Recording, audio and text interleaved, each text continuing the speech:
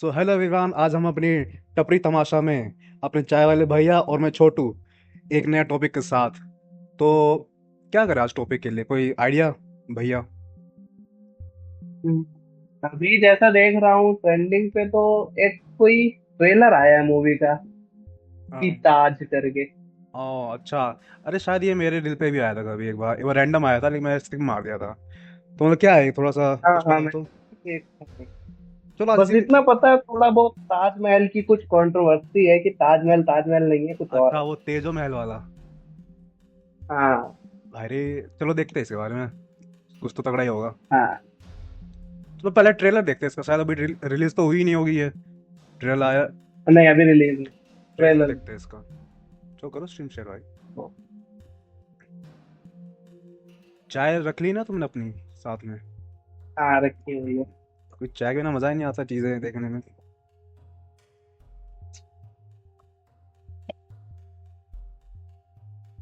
और अच्छा ही एक्टर है।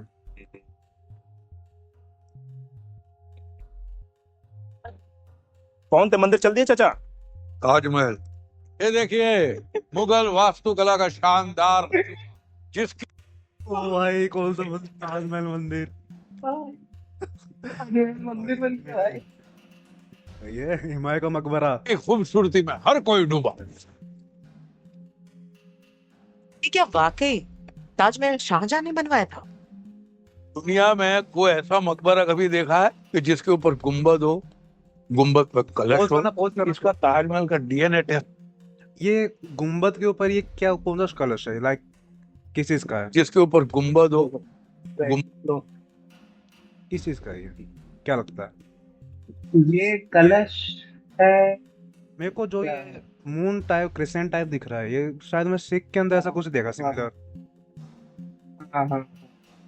इसके ऊपर कुछ अरेबिक में भी लिखा हो। And and first of all it's not like अ कलश, पहली बात तो कलश तो नहीं लग रहा है ये। हाँ, कलश। ये कुछ ऐसा वो नहीं लग रहा, कमल टाइप की जो कली अरे होती मेरे है। हिसाब से ये कलश को एज अ 3D नहीं कह रहे, 2D वाइज में कह रहे हैं। जैसे कलश होता है ना, उसके ऊपर पत्तियां फिर नारे रखते ऊपर। तो जैसे ऊपर तू देख रहा हो, थोड़ा अच्छा। रिसेंबल कर रहा है वैसे टाइप 2D वे में। हो ठीक है, कोई बात नहीं, उनका हो पॉइंट है। सकता है। करते हैं। आगे देख। पर कलश हो। इसका ताजमहल का डीएनए टेस्ट करवाए। विष्णुदास, तू पहले अपना डीएनए टेस्ट करवा ले। ये टेस्ट करना है। अरे भाई, किस पर। भाई डीएनए टेस्ट पर सीधा बात करते हैं भाई, क्या चीज है भाई ये? वो क्या तगड़ी बात। ताजमहल की जमीन और ताजमहल पर हमारी जमात का हक है। किसी दूसरे के किए हुए काम का झूठा श्रेय खुद नहीं लेते। ताजमहल का गाइड ही ताजमहल पर केस कराए, कोई तो ठोस वजह होगी उनके पास। विष्णुदास कौन है। मैं हूं मिलॉर्ड। ताजमहल मेरे लिए किसी भी मंदिर से कम ना है। इन्होंने तो ऑलरेडी ताजमहल को मंदिर घोषित कर दिया। कहीं शाहजहां कंफ्यूज तो नहीं थे कि मैं मकबरा बनाऊं कि मंदिर बनाऊं? शाहजहां मंदिर क्यों बनवाएंगे? हाँ, उनका काम तो तुड़वाने का था। आप ये बताइए कि ये हिंदू महल कैसे है? आप ताजमहल के नीचे जो 22 कमरे हैं उसमें कभी गए? ताज के नीचे जब हम कमरों में पहुंचे, वहां जो हम लोगों ने देखा, उसे देख करके तो हम हैरान रह गए। और अहम बात ये, उसके अंदर जाते थे। भाई पहले अलाउड था, जहाँ तक मैंने सुना है ना, जब वो पुराना टाइम था ना, लाइक इंडिपेंडेंस टाइप का, तब जा सकते थे। लेकिन उसके बाद में जब थोड़ी कंट्रोवर्सी चालू हुई तब बंद हुआ था ये सब। हाँ, क्योंकि मैं हाँ, जितने बार भी गया हूँ कभी नीचे जाने को नहीं क्योंकि मिला। क्योंकि मेरे कुछ रिलेटिव्स थे जो लाइक थोड़े ओल्ड एज के हैं ना, तो कहते हैं वो गए हुए हैं इस टाइम पे। तो हाँ। It's was kind of old type shit. चलो। चलो चलो। कि क्या था उन कमरों में जो रातों रात दीवारों में चुनवा दिए? क्या? महाराणा प्रताप, पृथ्वीराज चौहान, छत्रपति शिवाजी महाराज, संभाजी महाराज, ये सब के बारे में लिखने के लिए आपके पास शब्द नहीं है? आपको नहीं लगता आपको शर्म से डूब जाना चाहिए? वही पढ़ाएंगे जो हमारे सिलेबस में है। Taj Mahal is not a symbol of love, it's a symbol of atrocity, symbol of genocide. अरे तो क्या करें? तोड़ दें? उसके पर कुतरनी होगी।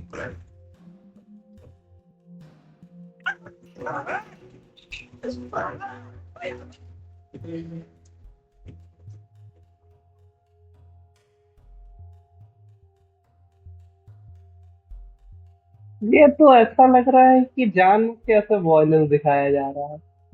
हाँ, और उसके बाद में डिस्कस करते हैं, पहले पूरा ट्रेलर देखते हैं।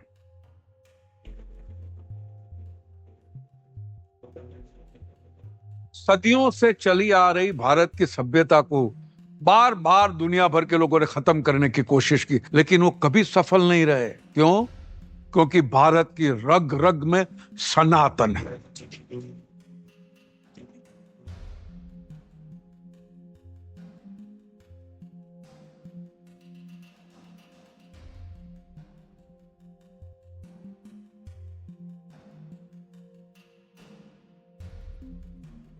अरे यार, काफी बेतुका था यार। लाइक मैं पता है एक्सपेक्ट कर रहा था इसके अंदर थोड़े से पॉइंट्स देंगे, लेकिन पॉइंट्स तो नहीं दिए, लेकिन मोस्टली लाइक इमोशन वाइज खेला इन्होंने। हाँ मतलब कोई पॉइंट्स नहीं, इन्होंने थोड़ा सा वो अवॉइडेंस डाल दिया कि भाई जुल्म हो रहा है। मतलब थोड़ा सा ऐसा कुछ देते ना हिस्टोरिकल हाँ, फैक्ट कि किस बेसिस पे बोल रहे बस हैं। इनके शायद वही दो ही फैक्ट थे इसके अंदर, कि एक तो शायद वो गोम्बा के कमरे हैं ऊपर एक कलश, और दूसरा कि वो जो नीचे के तहखाने थे उनमें क्या था।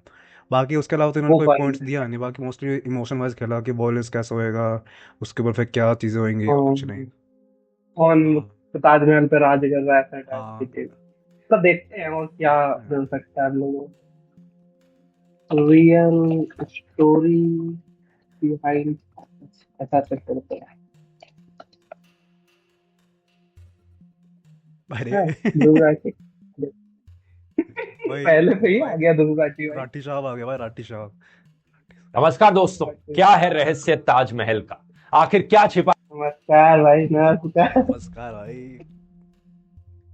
है ताजमहल के उन 22 बंद दरवाजों के पीछे? कुछ लोगों का कहना है कि उनके पीछे हिंदू भगवानों की मूर्तियां। ये तो हमें पता है लोगों का कहना। हम हम्म, आगे से देखते हैं थोड़ा।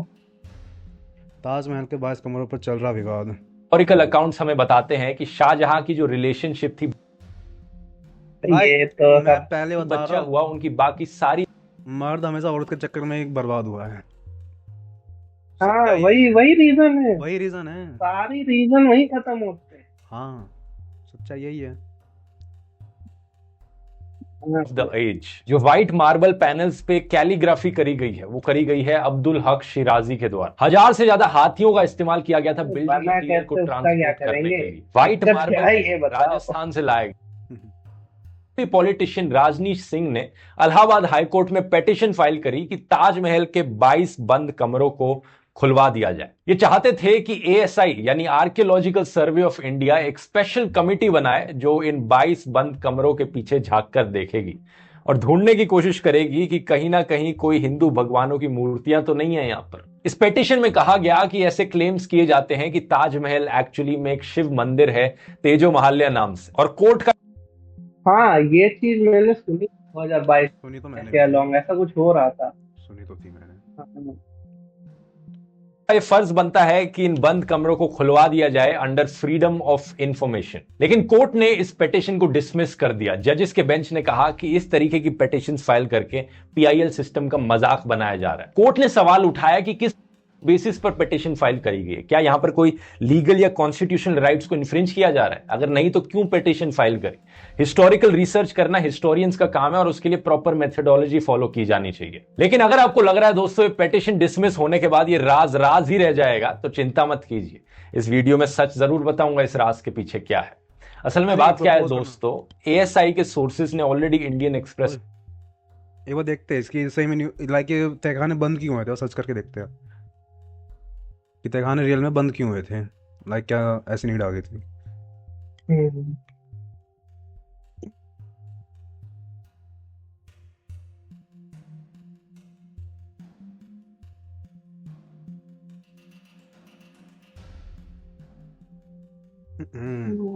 ये लॉग for primary for security and preservation and reason. वैन कब हुए थे?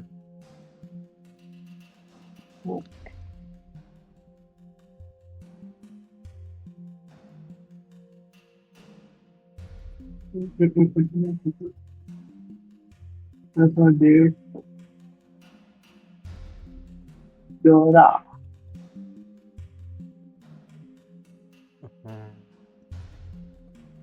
पता डेट तो मेंशन नहीं है।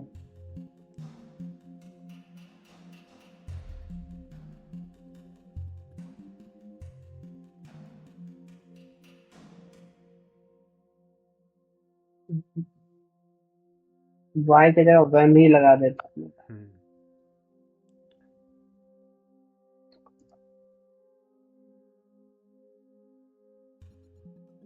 सीलिंग डेट आ गई ना नीचे। 1934 को लास्ट ओपन हुआ था। डैम भाई काफी पुराना है तो। हम्म, ऑलमोस्ट 100 साल हो जाएंगे। इंस्पेक्शन बहुत ज्यादा। 22 रूम्स है। चलो आगे बढ़ो। करवा दो भाई। पीछे क्या है। थोड़ा घूम लेंगे। असल में बात क्या है दोस्तों, एएसआई के सोर्सेज ने ऑलरेडी इंडियन एक्सप्रेस को बता दिया है ये जो 22 रूम्स हैं ये एक्चुअली में रूम्स नहीं है, बल्कि ये एक लंबा सा कॉरिडोर है जिस पर दरवाजे लगाए गए हैं। और ये बंद दरवाजे कोई ऐसे बंद दरवाजे नहीं है कि इन्हें सदियों से कभी भी ना खोला गया हो। एएसआई के स्टाफ इनके अकॉर्डिंग ताजमहल के इन कमरों को हर हफ्ते जाकर या 2 हफ्ते में एक बार जाकर इनकी सफाई करता रहता है। एक रिटायर्ड एएसआई ऑफिशियल ने बताया कि यहां दीवारों पर कुछ भी नहीं है और बेसमेंट में ऐसे कमरे बने रहना कोई अनयूजुअल चीज नहीं है मुगल मॉन्यूमेंट्स के लिए। जो हुमायूं टूम है दिल्ली में और जो सफदरजंग टूम है वहां पर भी ऐसे ही अंडरग्राउंड बेसमेंट में कमरे हैं जो एक तरह का कॉरिडोर बना रहे हैं और ये स्ट्रक्चरल एलिमेंट के तौर पर काम कर रहे हैं जिसके ऊपर पूरा ये ढांचा टिका हुआ है। एक और रिटायर्ड एएसआई ऑफिशियल ने बताया कि एक्चुअली में ये जो एरिया है ये इसलिए बंद किया गया है क्योंकि टूरिस्ट के लिए कुछ है ही नहीं वहां पर देखने के लिए। अननेसेसरली उन्हें खोलकर रखा जाएगा तो ज्यादा भीड़ आ जाएगी और मॉन्यूमेंट को प्रिजर्व रखने के लिए उन एरियाज को लॉक करके रखा गया। ताजमहल बात तो थोड़ी ये सही है क्योंकि एक बार कुतुब मीनार में भी पहले पता है अंदर जाने दिया जाता था। अंदर पूरा सीढ़ी चढ़ के, लेकिन फिर ऐसा ही ज्यादा भीड़ होने की वजह से ट्रेजेडी हो गई थी, तब से लॉक कर दिया गया है। अरे ऐसी जगह पे क्या है ना, इंडिया में काफी ये भीड़ भाड़ हो जाती है तो हो ही जाएगी कुछ ना कुछ स्टैम्पेड ट्रेजेडी। फिर उसमें मेन दिक्कत है कि हाँ वही स्टैम्पेड वगैरह हो जाती है। ये तो लॉजिक सही है। हाँ और दिक्कत भी आखिर में एक प्रोटेक्टेड कि इंडिया के जो लोग जाते हैं कई बार वो डैमेज कर देते जाम उसके, जैसे कि हिमालय वाले ने देखा था कि वो नाम लिखते अपनी बीवी मतलब जो भी प्रे हाँ हाँ उसका। हम लोग जब गए थे तो काफी गलत चीज है मेरे हिसाब से। हाँ हाँ थोड़ा सिविक सेंस की सबसे मेन मैटर करता है। हाँ इन चीजों में। वर्ल्ड हेरिटेज साइट है जहां पर हर रोज 1 लाख से ज्यादा लोग आते हैं, तो कॉन्स्टेंटली इतने ज्यादा लोगों के आने जाने से वेयर एंड टियर ना हो, मॉन्यूमेंट प्रोटेक्टेड रहे। अब पेटिशन के डिसमिस होने के बाद भी, एएसआई ऑफिशियल्स का इतना सब कहने के बाद भी ये डिबेट बंद नहीं हुई। कुछ मीडिया वालों ने, सोशल मीडिया पर कुछ लोगों ने इस डिबेट को जबरदस्ती जारी रखा। ऑलमोस्ट ऐसा लग रहा था कि मानो किसी को फायदा पहुंच रहा हो ऐसी चीजों पर चर्चा करके। तो हुआ क्या, 3 से 4 दिन बाद आर्कियोलॉजिकल सर्वे ऑफ इंडिया ने इस पूरी डिबेट को हमेशा के लिए खत्म करने के लिए उन्होंने पिक्चर्स ही रिलीज कर दी। इन बंद कमरों के अंदर की फोटोज पब्लिकली दिखा दी सबको, ये देख लो। इनमें रिस्टोरेशन वर्क चलने लग रहा है और इन कमरों के अंदर का नजारा कुछ ऐसा दिखता है। आगरा के एएसआई चीफ आर.के. पटेल ने इंडिया टुडे को बताया कि ये पिक्चर्स अब एएसआई की वेबसाइट पर लाइव आपको मिल जाएंगी। ये उनके न्यूज़लेटर का हिस्सा थी और कोई भी इन पिक्चर्स को देख सकता है उनकी वेबसाइट पर जाकर। इन फोटोज में एक चीज जरूर ध्यान देने वाली है कि एएसआई का स्टाफ इतनी मेहनत से काम करने लग रहा है हमारे मॉन्यूमेंट्स को कंजर्व करने में। यहां पर आप बिफोर एंड आफ्टर पिक्चर्स देख सकते हैं इनके रिस्टोरेशन वर्क से पहले और बाद में। ये सिर्फ इन्हीं लोगों की वजह से है कि हमारे हिस्टोरिकल जेम्स इस तरीके से प्रिजर्व रह पाते हैं। अब ये पहली बार नहीं है दोस्तों कि ऐसा कोई क्लेम किया गया हो, इससे पहले भी ऐसी भाई कई सिमिलर पिटीशंस फाइल करी जा चुकी है। जैसे कि अप्रैल 2000 जो वो चेम्बर्स है भाई, तूने देखा वो स्टिल हमारे हॉस्टल के रूम से ज्यादा अच्छे दिखते हैं। देख रहा है रेनोवेशन करने वाला पेंट है भाई, वो डिजाइन हमारे में तो नहीं है भाई। कि हमारे हिस्टोरिकल जेम्स इस तरीके से प्रिजर्व करो रह पाते हैं। अब ये पहली बार नहीं है दोस्तों कि ऐसा कोई क्लेम किया गया हो, इससे पहले भी ऐसी कई सिमिलर पिटीशंस फाइल करी जा चुकी है। जैसे कि अप्रैल 2015 में आगरा कोर्ट में एक सिमिलर सूट फाइल किया गया था 6 लॉयर्स के द्वारा, जो क्लेम करते थे कि ताजमहल एक्चुअली में एक शिव मंदिर है। उन्होंने कोर्ट से परमिशन मांगी कि हिंदुओं को वहां पर वर्शिप करने की आजादी दी जाए। अपनी प्ली में लॉयर हरिशंकर जैन और उनके कोलीग्स ने कहा कि एक्चुअली में राजा परमादि देव ने तेजो महालय मंदिर बनाया था साल 1212 में। यह मंदिर बाद में इनहेरिट कर लिया गया था राजा मानसिंह के द्वारा 17वीं सेंचुरी में। इसके बाद में इस प्रॉपर्टी को होल्ड किया गया था राजा जय सिंह के द्वारा और तब शाहजहां ने 1632 में इसे एनेक्स कर लिया था। और मुमताज महल की डेथ के बाद, शाहजहां की वाइफ की डेथ के बाद, इस मंदिर को कन्वर्ट कर दिया गया था एक मेमोरियल में मुमताज के लिए। कोर्ट ने एक्चुअली में इस वक्त central government, union ministry of culture, home secretary और एएसआई को कहा कि वो इस क्लेम को लेकर अपने रिप्लाई सबमिट करें। अब सरकार ने अपने ये सब देख के तो कंफर्म लग रहा पल्ला तो बड़ा था कुछ। भाई लोगों ने जैसे इतना कॉन्फिडेंस में दे रखा है ना, इधर राजा मान सिंह सब ने कर रहा है, भाई डाउट तो मेरे को भी हो जाता है हाँ। पहले सुने, अगर मैं कोई बोल दे एकदम से इतने नाम ले ले वही ना, इतना कुछ ऐसा कोई हमें इतने बड़े बड़े नाम बता दे तो हाँ। हम खुद चुप हो जाए। वही तो। रिप्लाई में इस पॉसिबिलिटी को डिनाई कर दिया। नवंबर 2015 में union cultural minister Mahesh Sharma ने लोकसभा में बताया, सरकार को आज तक कोई एविडेंस नहीं मिला इस चीज का कि ताजमहल एक हिंदू टेंपल था। एएसआई का भी यही कहना था। 2017 में आर्कियोलॉजिकल सर्वे ऑफ इंडिया ने कहा था ताजमहल एक टूम है, ना कि कोई टेंपल। वैसे ये चीज काफी डिफरेंट है ज्ञानवापी मस्जिद वाली कंट्रोवर्सी से, क्योंकि वहां पर एक्चुअली में प्रूफ एग्जिस्ट करता है कि वहां पर एक मंदिर था। लेकिन उस कंट्रोवर्सी कभी और किसी वीडियो में डिस्कस कर लेंगे, लेकिन इस वीडियो में ताजमहल पर फोकस रखते हैं। और इन्होंने राजा जयसिंह वाली कहानी को भी क्लैरिफाई करके ये कहा कि जमीन उनसे छीनी नहीं गई थी, बल्कि उनसे ली गई थी एक्सचेंज में। इसके पीछे की हिस्ट्री बड़ी इंटरेस्टिंग है दोस्तों। 2017 में हिस्टोरियन राणा सफ़ी ने एक ब्लॉग लिखा था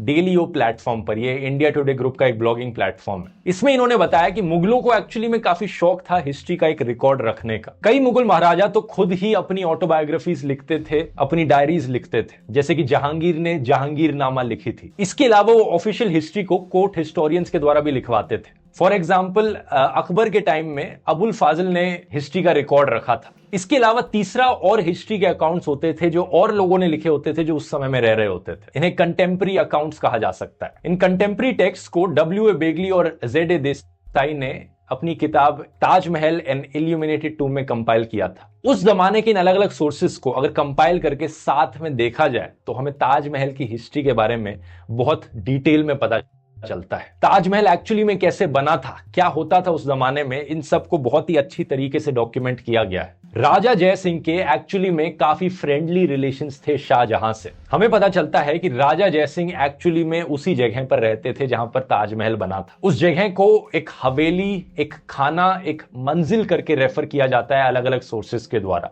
अलग अलग शब्द इस्तेमाल किए जाते हैं अलग अलग सोर्सेस के द्वारा, लेकिन इन सारे शब्दों का मतलब एक घर ही होता है। छोटा हो या बड़ा हो, घर था वहां पर राजा जय सिंह का। राजा जय सिंह एक्चुअली में अपनी जमीन को फ्री में डोनेट करना चाहते थे रानी की टूम बनाने के लिए। हिस्टोरियन ईरा मुख्तोय हमें बताती हैं कि इसके पीछे रीजन है कि जयपुर के जो रॉयल्स थे वो मुगलों के काफी करीब आ गए थे जब से अकबर ने शादी करी थी अंबेर की हरखा बाई के साथ। बॉलीवुड की फिल्मों को देखकर हमें लगता है कि अकबर की बीवी का नाम था जोधाबाई, जैसा जोधा अकबर पिक्चर में दिखाया गया था। पिक्चर अच्छी थी लेकिन इस मामले में हिस्टोरिकली इनएक्यूरेट थी। असल में जोधाबाई का मतलब होता है जोधपुर की लेडी, और एक्चुअली में जहांगीर थे जिन्होंने जोधपुर के रूलर राजा उदय सिंह की बेटी से शादी करी थी। उनकी बेटी का नाम था जगत गोसेन और ये शाहजहां की मम्मी थी। अब हुआ क्या था कि उस जमाने के एक ब्रिटिश ईस्ट इंडिया कंपनी के ऑफिसर थे लेफ्टिनेंट कर्नल जेम्स टॉड, जिन्होंने अपनी एक किताब लिखी थी annuls and antiquities of Rajasthan. उस किताब में उन्होंने गलती से मेंशन कर दिया था जोधाबाई को हरकाबाई की जगह पर, इसलिए तब से लोगों को लगने लगा कि मुझे तो अभी तक जोधाबाई लग रही थी अभी तक की तो। हाँ, ये मैं खुद अरे जोधाबाई से ही जानता था। अरे मैं तो छोड़ भाई, मेरे क्लास में एक लड़का था कह रहा था उसकी दादी जोधाबाई थी। वो भी गलत तो बोल रहा था पूरा अभी तक। चेक करेगा सच है ये कर झूठ भाई, है। भाई कुछ ज्यादा ही बड़ा उस फैक्ट बोल दिया भाई, ये पता नहीं क्या है ये।